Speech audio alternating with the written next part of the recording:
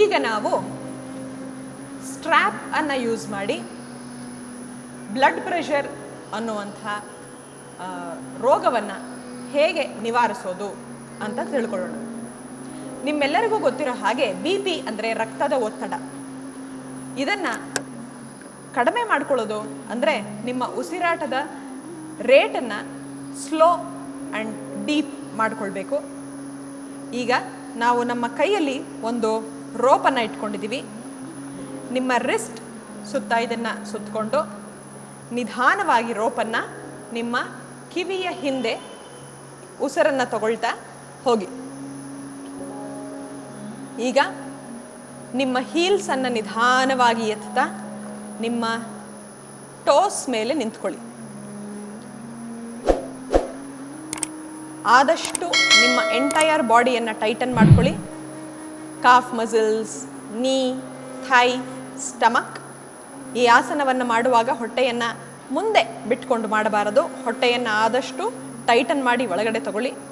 ನಿಮ್ಮ ಎರಡೂ ಕೈಗಳನ್ನು ಕಿವಿಯ ಹಿಂಭಾಗಕ್ಕೆ ತಗೊಳ್ಳಿ.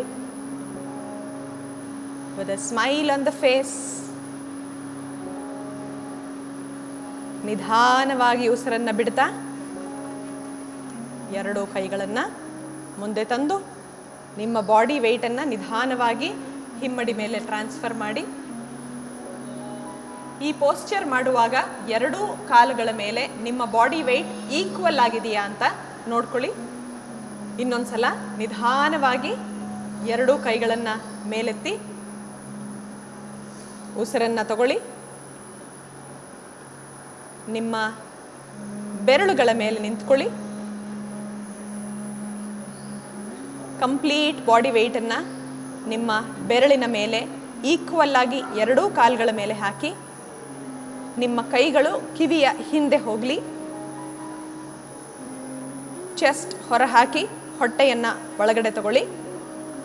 ಕಂಪ್ಲೀಟ್ ಬಾಡಿಯನ್ನು ಟೈಟನ್ ಮಾಡಿ ನಿಧಾನವಾಗಿ ಉಸಿರನ್ನು ಬಿಡ್ತಾ ಕೈಗಳನ್ನು ಮುಂದೆ ತಗೊಂಡು ಬನ್ನಿ.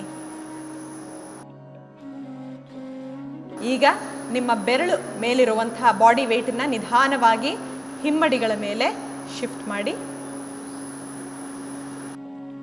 ಕಂಪ್ಲೀಟ್ ಬಾಡಿಯನ್ನು ರಿಲ್ಯಾಕ್ಸ್ ಮಾಡಿ. ಟೈಟನ್ ಆಗಿರುವಂಥ ಕಾಫ್ ಮಸಲ್ಸ್, ತೊಡೆಗಳು, ನಿಮ್ಮ ಹೊಟ್ಟೆಯ ಭಾಗ ರಿಲ್ಯಾಕ್ಸ್ ಆದ ತಕ್ಷಣ ದೇಹ ಎಷ್ಟು ಹಗುರವಾಗ್ತಾ ಇದೆ ಅನ್ನುವಂಥ ಫೀಲಿಂಗನ್ನು ಅನುಭವಿಸಿ. ಈಗ ಈ ರೋಪನ್ನು ಯೂಸ್ ಮಾಡಿಕೊಂಡು ಹೇಗೆ ನಾವು ನಮ್ಮ ಬಾಡಿಯನ್ನು on either sides, left and right side bend ಮಾಡೋದು, ಅದರ ಫ್ಲೆಕ್ಸಿಬಿಲಿಟಿಯನ್ನು ಹೇಗೆ ಎನ್ಹ್ಯಾನ್ಸ್ ಮಾಡೋದು ನೋಡೋಣ. ನಿಮ್ಮ ಕೈಯಲ್ಲಿರುವಂಥ ರೋಪನ್ನು ಮೊದಲು ನಿಧಾನವಾಗಿ ಮೇಲೆ ತಗೊಂಡು ಹೋಗಿ ಉಸಿರನ್ನು ತಗೊಳ್ತಾ ನಿಧಾನವಾಗಿ ರೋಪನ್ನು ಮೇಲೆ ತಗೊಳ್ಳಿ. ಈಗ ನಿಮ್ಮ ಪಕ್ಕೆಲುಬುಗಳನ್ನು ಕಂಪ್ಲೀಟ್ ಸ್ಟ್ರೆಚ್ ಮಾಡಾದ ಮೇಲೆ ನಿಮ್ಮ ಬಾಡಿಯನ್ನು ಈಗ ಪೂರ್ತಿ ಲೆಫ್ಟ್ ಸೈಡ್ಗೆ ಬೆಂಡ್ ಮಾಡಿ ನಿಮ್ಮ ಬಲಗೈಯಿನ ಎಲ್ಬೋ ಇಂದ ಮೇಲೆ ನಿಮ್ಮ ದೃಷ್ಟಿ ಇರಲಿ. ಈ ಆಸನವನ್ನು ಮಾಡುವಾಗ ನಿಮ್ಮ ಬಾಡಿ, ಅಪ್ಪರ್ ಬಾಡಿ ಮಾತ್ರ ಬೆಂಡ್ ಆಗಿರಲಿ. ನಿಧಾನವಾಗಿ back to the original Tadasana position. ಈ ಪೊಸಿಷನಲ್ಲಿ ನಿಧಾನವಾಗಿ ಉಸಿರನ್ನು ತಗೊಳ್ಳಿ. ಉಸಿರನ್ನು ಬಿಡ್ತಾ ಬಲಗಡೆಗೆ ನಿಮ್ಮ ಅಪ್ಪರ್ ಬಾಡಿಯನ್ನು ಮಾತ್ರ ಬೆಂಡ್ ಮಾಡಿ. ಅಪ್ಪರ್ ಬಾಡಿಯನ್ನು ಬೆಂಡ್ ಮಾಡಾದ ನಂತರ ನಿಮ್ಮ ದೃಷ್ಟಿ ಮೇಲ್ಮುಖವಾಗಿರಲಿ. Look at the roof. ನಿಮ್ಮ ಕೈಗಳನ್ನು ಆದಷ್ಟು ಕಿವಿಗಳಿಂದ ಹಿಂದೆ ತಗೊಳ್ಳಿ. ನಿಧಾನವಾಗಿ ತಾಡಾಸನದ ಪೊಸಿಷನ್ಗೆ ಬನ್ನಿ.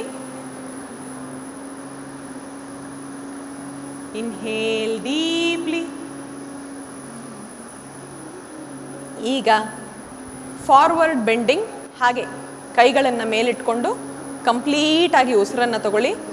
ಬಾಡಿಯನ್ನು ಸ್ಟ್ರೆಚ್ ಮಾಡಿ, ಆದಷ್ಟು ಮೇಲ್ಮುಖವಾಗಿ ಸ್ಟ್ರೆಚ್ ಮಾಡಿ.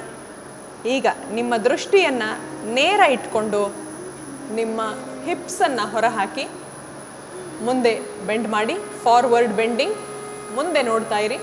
ನಿಮ್ಮ ದೃಷ್ಟಿ ನೇರ ಇರಲಿ.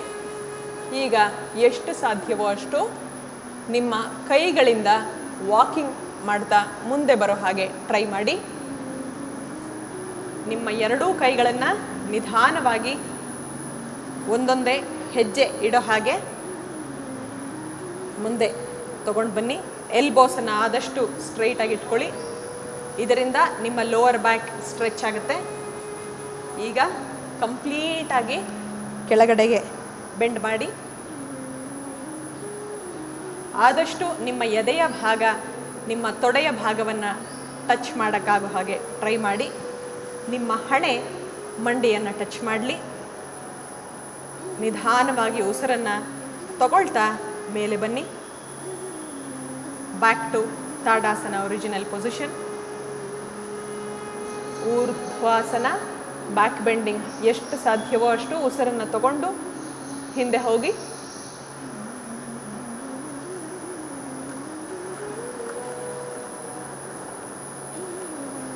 Exhale and forward. Complete forward bending ಮಾಡಿ ಹಸ್ತಪಾದಾಸನಕ್ಕೆ ಬನ್ನಿ. ಎಕ್ಸೇಲ್ ಮಾಡ್ತಾ. ಈಗ ನೀವು ನೋಡಿರುವಂಥದ್ದು ಊರ್ಧ್ವ ಅಂದರೆ ಮೇಲ್ಮುಖ, ಹಸ್ತಪಾದ ಕೆಳಗಡೆ, ಸೈಡ್ ಸ್ಟ್ರೆಚಿಂಗ್. ಇದಿಷ್ಟನ್ನು ತುಂಬ ನಿಧಾನವಾಗಿ ಮಾಡೋದರಿಂದ ನಿಮ್ಮ BP to a great extent stabilise ಆಗುತ್ತೆ ಅಂತ ರಿಸರ್ಚ್ ಕೂಡ ಪ್ರೂವ್ ಮಾಡಿದೆ. ಈಗ ಉಸಿರನ್ನು ತಗೊಳ್ತಾ ನಾರ್ಮಲ್ ತಾಡಾಸನ ಪೊಸಿಷನ್ಗೆ ಬನ್ನಿ.